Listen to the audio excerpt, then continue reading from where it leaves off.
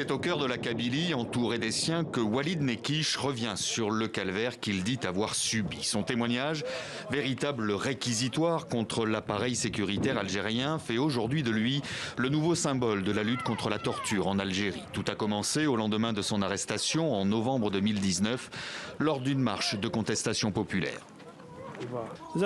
J'ai été emmené à Ben Aknoun. Je suis resté là-bas 6 jours et j'ai subi la torture physique et morale.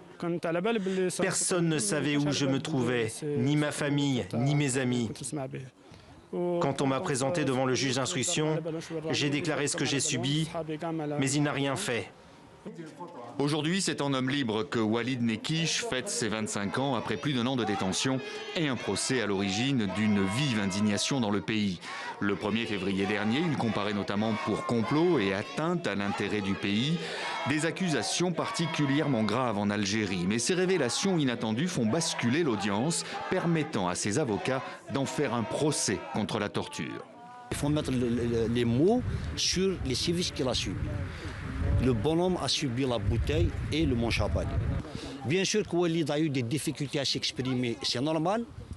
Sortant de prison après 14 mois de privation de liberté, se retrouvant dans un tribunal, alors que j'imagine qu'il n'a jamais pu imaginer se retrouver non seulement devant un tribunal criminel, permettez le peu, et entendre le procureur réclamer à son encontre la perpétuité.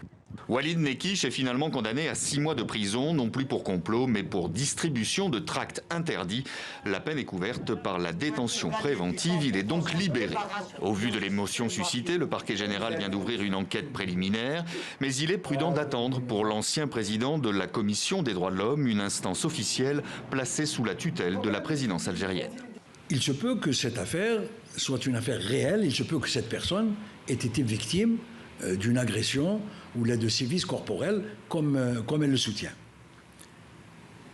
Mais à mon avis, ça doit être un acte isolé.